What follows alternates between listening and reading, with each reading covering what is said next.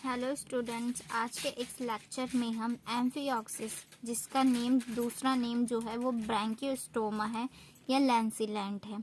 तो इसमें हम आज इसकी पूरी स्टडी ऑफ एम्फिऑक्सिस पढ़ेंगे। इस स्टडी ऑफ एम्फिऑक्सिस में उसकी एक्सटर्नल इंटरनल मॉर्फोलॉजी और उसकी सिस्टेमेटिक पोजीशन और डिस्ट्रीब्यूशन और डिस्कवरी, ये सब चीज़ों की स्टडी की जाती है।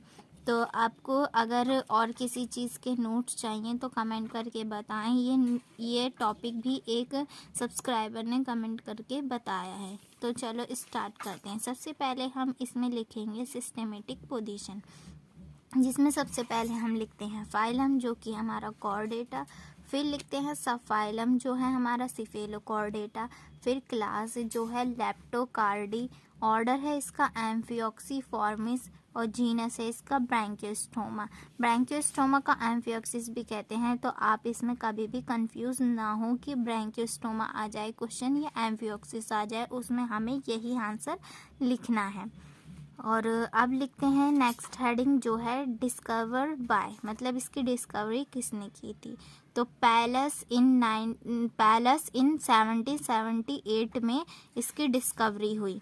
ब्रैंकियोस्टोमा को जर्नली लैंसिलेंट या एम्फिऑक्सिस भी कहते हैं। ये मैंने पॉइंट ही लिख दिया है, आप इसे ज़रूर ध्यान दें। अब नेक्स्ट हेडिंग है इसकी डिस्ट्रीब्यूशन। इसका जो डिस्ट्रीब्यूशन होता है वो वर्ल्ड वाइड होता है, यानी ये पूरे वर्ल्ड में प्रेजेंट होता है। ये मेडिटेरियन से North Sea and Indian Ocean में भी पाया जाता है।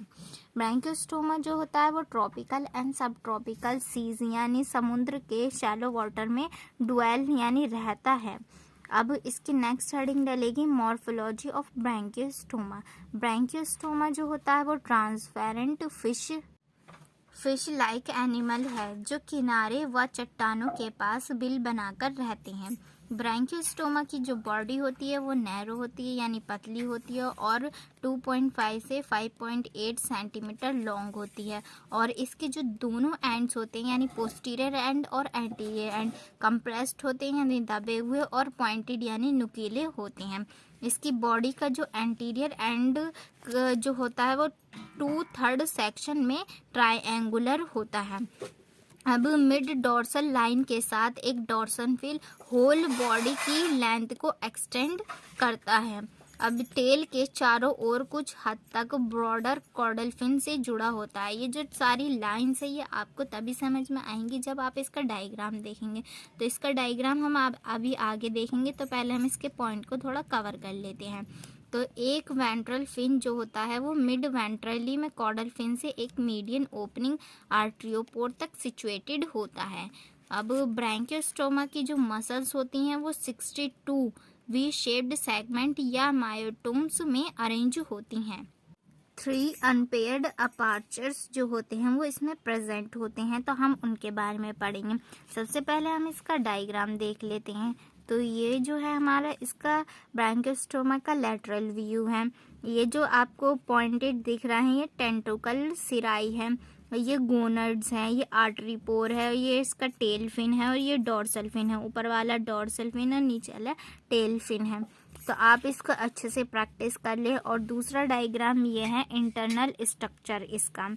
इसके भी ये जो हेयर लाइक स्ट्रक्चर है इसको सिरी बोलते हैं, और ये ओरल हुड है इसका, ये एंडोस्टाइल है, ये इसका माउथ है, ये हेपेटिक सीसा है, और ये जो है स्टमक है, ये एनस है, ये टेल है, ये डोर्सल फिन, ये नर्व कॉर्ड, ये गिल स्लिट, ये नोटोकॉर्ड है। ये इसका एक्सटर्नल स्ट्रक्चर है। आप इसकी भी अच्छे से प्रैक्टिस कर लें। अब जो ये 3 अपर्चर हैं हम उनके बारे में बात कर लेते। तो पहला अपर्चर क्या है, मीडियन द्वारा फैला हुआ माउथ, वेंट्रल ओरल हुड और टेंटिकल जैसे सिराई के साथ फ्रिंग्ड यानी झालरदार होता है। फेरिंग्स से वाटर को एक्सपेल करने के लिए यानी बाहर निकालने के लिए मायोटोम 36 में आर्टरियोपोर जो माउथ के माध्यम से एंटर करता है। और थर्ड पार्ट जो है इसका एनस है। एनस जो है वो वेंट्रल एंड आर्टियोपोर के पीछे स्लाइटली लेफ्ट और लेकिन बॉडी के पोस्टीरियर एंड से कुछ दूरी पर प्रेजेंट होता है। ये इसके थर्ड पार्ट थे। अब अगर आपको वीडियो अच्छी लग रही है तो शेयर करें और वीडियो को लाइक करें और चैनल को सब्सक्राइब ब्रैंकियोस्टोमा की जो नोटोकॉर्ड होती है वो फ्लेक्सिबल होती है और अनसेगमेंटेड रॉड लाइक होती है, जो दोनों एंड पर पॉइंटेड होती है एंड बॉडी के एक एंड से दूसरे एंड तक चलती है।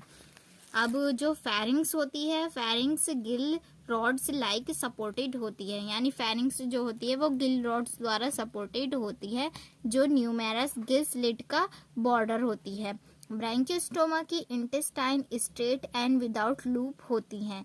एम्फियोक्सिस में लीवर डाइवर्टिकुलम सिंपल टाइप का होता है।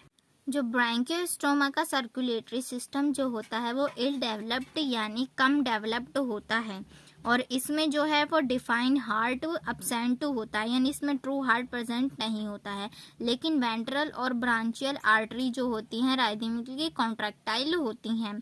ब्रैंकियोस्टोमा का जो ब्लड होता है वो कलरलेस होता है, इसमें कुछ अमीबॉइड सेल्स जो हो प्रेजेंट होती हैं, और फेरिंग्स की जो डोर्सोलैटरल वॉल है उस पर लगभग 90 पेयर्स वाली सेगमेंटेड नेफ्रीडिया प्रेजेंट होती है। इसमें डेफिनेट ब्रेन जो होता है वो अब्सेंट होता है, यानी इसमें ब्रेन भी प्रेजेंट नहीं होता है। अगर आपको वीडियो अच्छी लग रही हो और अगर आपको किसी टॉपिक पर वीडियो चाहिए तो हमें कमेंट करके बताएं, और इससे रिलेटेड और भी वीडियो मेरे चैनल पर अपलोड हैं, आप प्लेलिस्ट जाकर चेक कर लें और चैनल को सब्सक्राइब कर लें और वीडियो को लाइक कर लें। Thanks for watching.